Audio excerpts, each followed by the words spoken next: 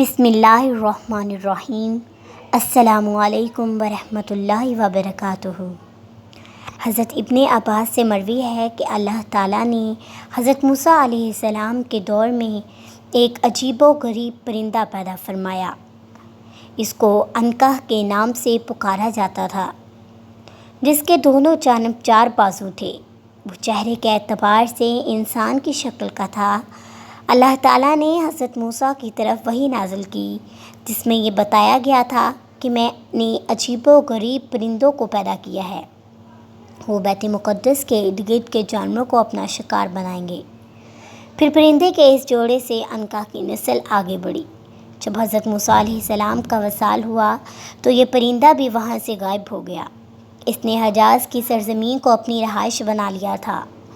روایات میں ہے کہ عرب کے شمالی علاقوں میں اہل رس کی قوم آباد تھی۔ اہل رس کے علاقے میں ایک بہت ہی بڑا پہاڑ پایا جاتا تھا، جس کو مف کے نام سے دنیا جانتی تھی۔ اس پہاڑ میں بے شمار پرندے اور جانور موجود تھے۔ ان پرندوں میں عنقا بھی پرندہ موجود تھا۔ یہ پرندہ سال بعد اس پہاڑ سے باہر نظر آتا۔ یہ پرندہ دوسرے پرندوں اور جانوروں کا شکار کر کے پیٹ پالتا ہے۔ ایک دفعہ عنقا کو کوئی مدت تک کوئی کھانے پینے کو نہ ملا۔ وہ پرندہ اپنی بھوک مٹانے کے لیے انسانوں کی آبادی میں آ گیا اور ایک بچے کو اٹھا کر آسمانوں کی طرف لے گیا۔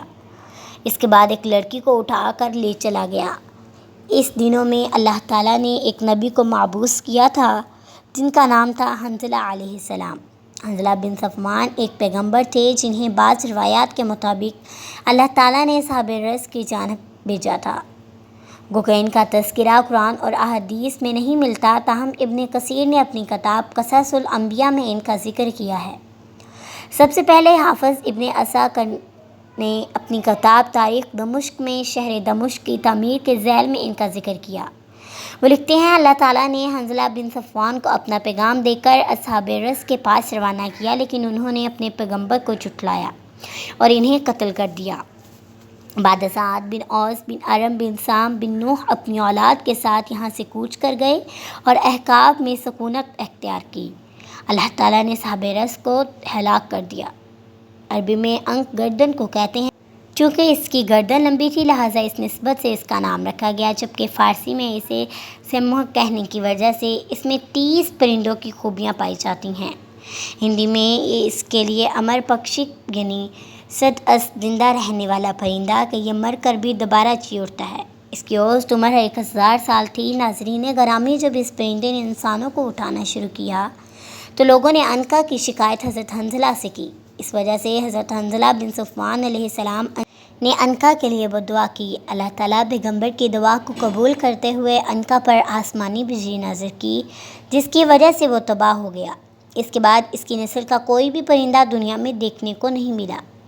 مفسرین نے لکھا ہے کہ اہل رس کو اہل رس اس لیے کہا جاتا ہے کہ وہ جس علاقے میں آباد ہوئے وہاں ایک کنواں تھا۔ یہ کنواں قوم سمود نے کھدوایا تھا۔ اہل رس اس کنویں سے ہی خود پانی پیتے تھے۔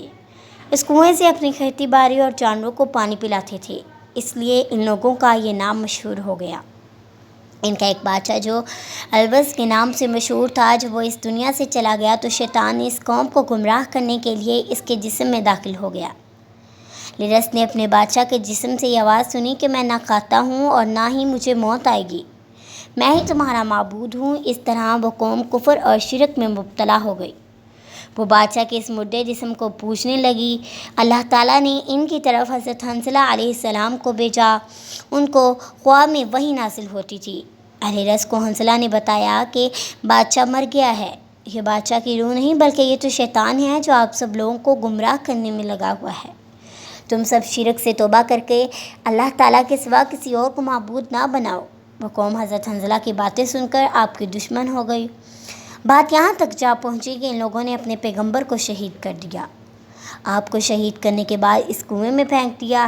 اللہ تعالیٰ کی طرف سے اس قوم پر یہ عذاب نازل ہوا کہ وہ کنواں بالکل خشک ہو گیا۔ جب کنواں خشک ہوا تو کچھ دنوں کے اندر اندر اس قوم کے سب لوگ پیاسے ہی مر گئے۔ درندوں نے ان لوگوں پر حملہ کر کے ان سب کی لاشوں کو کھا لیا۔ اس طرح اہل رس کا یہ علاقہ سنسان ہی اور ریگستان میں بدل گیا۔ عنقا پرندہ بہت ہی عجیب و غریب اور دور دراز پرواز کرتا تھا۔ کتابوں میں ملتا ہے کہ انکا سورج کے غروب ہونے کے مقام پر پایا جاتا تھا۔ جسم و جسامت کے اعتبار سے یہ ایک بہت بڑا پرندہ ہوتا۔ یہ ہاتھیوں کو اس طرح سے اٹھا کر لے جاتا جیسے چیل اپنے شکار کو بڑی بآسانی سے اٹھا لے جاتی ہے۔ انکا جب آسمان کی طرف پرواز کرتا تو ان کے پروں سے ایسی آواز آتی جیسے آسمانی بجلی گرج رہی ہو۔ یہ پرندہ کئی 100 سال تک زندہ رہتا تھا۔ یہ سب پرندوں سے خوبصورت تھا۔ بعض مفسرین کا خیال ہے کہ انکا صرف ایک افسانوی پرندے کا نام ہے، لیکن بہت ہی قدیم کتابوں میں کہانیوں میں انکا کا ذکر موجود ہے۔ قدیم مصر کی تاریخ میں انکا کو بیونو نام سے جانا جاتا تھا، جن کی مثال مصر کے قدیم کھنڈرات میں نظر آتی ہے۔ کہا جاتا ہے کہ قدیم مصر میں انکا کا ایک مندر بھی موجود تھا، جس مندر میں انکا سال کے بعد چکر لگاتا تھا۔ ہندو مذہب میں انکا سے ملتا جلتا ایک پرندہ گروڈ کے نام سے مشہور ہوا، جسے دیوتاؤں کی سواری مانا گیا، جو اس کائنات میں اڑنے کی صلاحیت رکھتا تھا۔ ہندو مائتھولوجی میں گدوادہ کو پرندوں کا راجا مانا جاتا تھا، جن پرندے کا جسم انسان کی طرح ہوتا ہے۔ ان کے ہاتھ اور پاؤں ایک بڑے باز کی طرح نظر آتے ہیں۔ اگر ہم چینی لوگوں کو ایک بہت ہی اچھا پرندہ مانا جاتا ہے۔ ان کا نام پھنگم ہے۔ کہانیوں کی بات کریں تو کہنا ہے کہ پرندے بہت ہی اچھی آواز کا مالک تھا۔ چین کے لوگ کا کہنا ہے یہ پرندہ جس جگہ سے گزرتا وہاں خوشحالی آ جاتی۔ اس طرح یہودی نامی ایک پرندے کا نام ملتا ہے، جس کے بارے میں کہا جاتا ہے زز کتابوں میں ہے۔ یہ پرندہ جنت کے باغوں کے پرندوں میں سے ایک ہے۔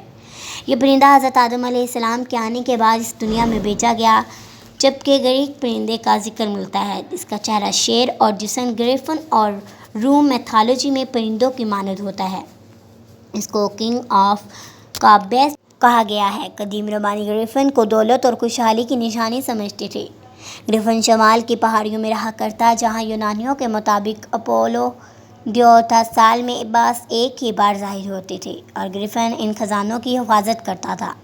ایک مفسرین کے مطابق جب سکندر اعظم دنیا کو فتح کرنے کے لیے نکلا تو اس کا سامنا گریفن سے ہوا، جسے اس نے پکڑ کر قید کر لیا۔ کہا جاتا ہے کہ سکندر اس پرندے پر سوار ہو کر ایک 7 دن کے سفر پر بھی روانہ ہوا۔ اتنے زیادہ تہذیبوں کے مطابق انکا کی تصویریں، پینٹنگ اور مورتیوں سے ظاہر ہوتا ہے کہ اس طرح سے پرندے اور جانور پرانے زمانوں میں ہوا کرتے تھے۔ لیکن بات یہ ہے کہ انسان اس پر یقین نہیں کرتا جب تک اس کو اپنی آنکھوں سے نہ دیکھ لے۔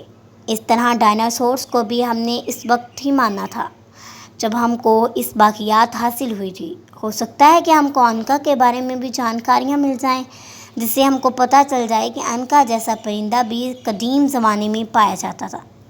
ناظرین، ویڈیو اچھی لگی تو ہماری ویڈیو کو لائک کریں، شیئر کریں اور ہمارے چینل کو سبسکرائب کریں، تاکہ اس طرح کی مزید پیاری پیاری ویڈیوز آپ تک پہنچتی رہیں۔